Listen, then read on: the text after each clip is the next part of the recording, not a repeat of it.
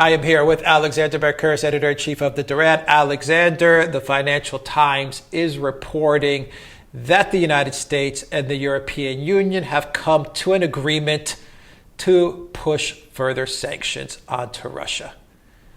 Why are they doing this? How hard are the sanctions going to be? Are they going to affect Russia? A lot of our users are going to probably want to know, why is the EU going along with this after the EU talks up such a big anti-Trump game, anti-US game, and at the end of the day, they just seem to come into the fold with American dictate?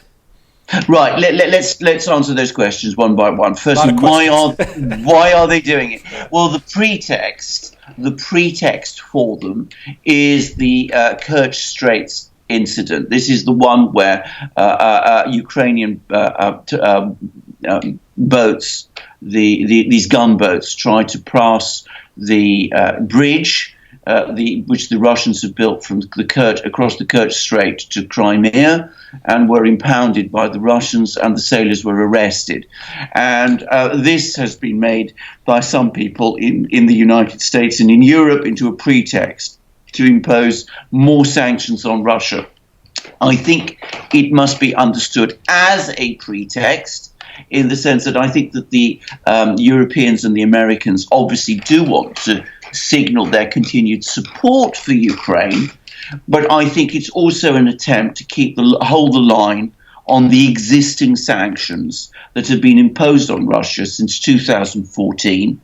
And I think that there is a desire to head off any campaign by other European states, by some European states, to either lift or dilute the far more important sectoral sanctions which were imposed on Russia in July 2014 and which come up for renewal in June. So that's why it's been done.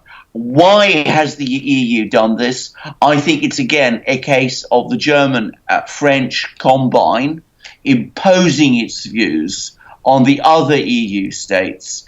I think that countries like Italy and Hungary and Slovakia and the Czech Republic and Bulgaria, which are becoming increasingly disillusioned by the sanctions policy, have decided that this is not a big enough issue to fight a battle over, because they know perfectly well that if they did, they would find themselves under an awful lot of pressure from the Germans and the French and from the US. And that comes to the question of how important are these sanctions going to be? The answer is they're not going to have any impact at all. The story is that they're going to be directed at individuals and Russian companies who were involved in the Kerch Strait incident. I suspect many of them have been sanctioned already, and the financial markets have already given their verdict on the effectiveness of sanctions on Russia by giving the Russian economy a significant credit upgrade. In other words, saying that it is more creditworthy than before. And I understand that capital inflow from the West into Russia this January has actually been at record levels. So obviously people are not impressed by these sanctions. These sanctions will be token sanctions in themselves, but as I said, they are being done more, I think, as a signal to the EU states that are dissenting increasingly against the sanctions policy that you will stay in line, as the big sanctions come up for renewal in June and July. They will get renewed, you think, by the EU? Because we've mentioned many times for the US to roll back the sanctions is going to be extremely difficult. But the EU is looking at the sanctions every 6 months, whether they're going to renew. So you think they're going to get renewed? Yes, I think they will renew them. I think there is enough weight behind the campaign to keep renewing them, to at least see them through this June-July period. And as I said, that's why these particular sanctions are going to be unrolled now. But I suspect that from now on it's going to get harder and harder because opposition within the EU to the sanctions policy appears to be hardening. And the countries that are opposed to these sanctions now have a major EU power on their side for the first time, which is Italy. They didn't have that before, but they do have it now. And Italy has signaled that it is willing, in the case of Venezuela, to step out of line with the Germans and the French. Is that a correct assessment as well to make? That is absolutely the correct assessment. In fact, it's widely believed that the Italians have previously watered down sanctions that the EU wanted to impose on Russia last year. So they've already resisted some of these sanctions packages. They're going along, I think, for the moment, with the kind of sanctions that the EU is proposing, because I don't think they feel that their position to defy this is so far sufficiently strong. But as anti-EU sentiment in Italy grows, I think we are gradually working up to the point where the Italians will feel that they can impose a veto. I'm not sure how soon that will be, but I think that is where this thing is now working towards. The Italians have been historically, throughout these whole sanctions, they've historically been against the sanctioning of Russia. Yes. What are the reasons behind it? Why is Italy, a major EU power, why are they moving away from the Germans and the French and the British as well, as long as they were in the EU? I think one important thing to say about Italy is that Italy, like most of Southern Europe, just doesn't have this very strong anti-Russian feeling that you find in some places in the north. I mean, if you go to Italy or indeed Greece or Spain or anywhere like that, and you talk to people there, I mean, I think they find the sort of anti-Russian things that are pouring out of Britain especially, but also Germany too. I think they find them, frankly, slightly demented. And I think also for the Italians especially, they are so angry with the EU because of what the EU has done to them by imposing austerity upon them through the euro, that has also coloured their attitude to this sanctions campaign. But I think quite apart from all of that, there are simple commercial considerations. Italy had a very good financial and economic relationship with Russia, and that was very badly jeopardized by the sanctions.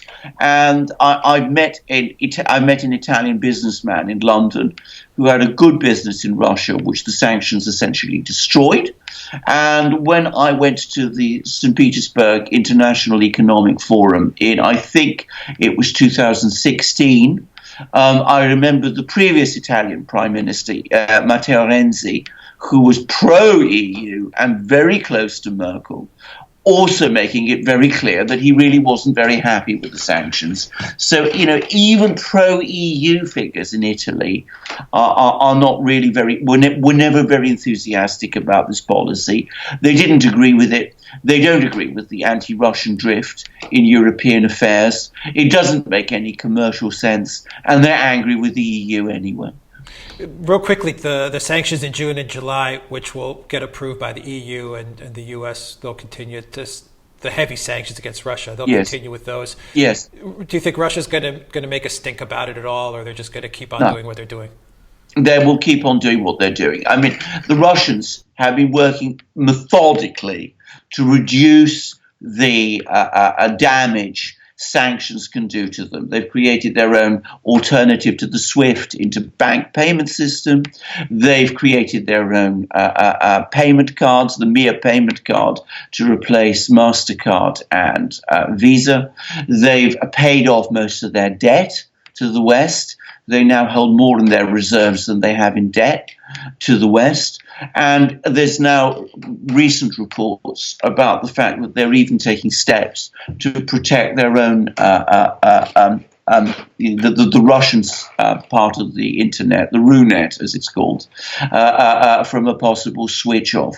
So that's what they're going to do, because I think though the Russians probably sense that the EU position is softening, I don't think they have any real confidence in the EU any longer. And they also understand that the really important sanctions are those which the US has imposed, which EU governments and EU businesses are simply not prepared to defy. Right. Alexander Mercouris, Editor-in-Chief of the Duran. Thank you very much. Guys, if you like this video, click on the subscribe button down below and click on that notifications bell to get notifications every time we push out a new video. Visit the Duran shop, pick up a t-shirt, help support the Duran, and in the description box down below, you will find links to our PayPal and Patreon pages. Help the Duran by donating to the Duran. You can also get a copy of this video show in audio format. Follow us on iTunes and Soundcloud. And go to theduran.com and click on the links of the articles that Alexander is reading every day. Alexander, thank you very much. Until next time, everybody, take care.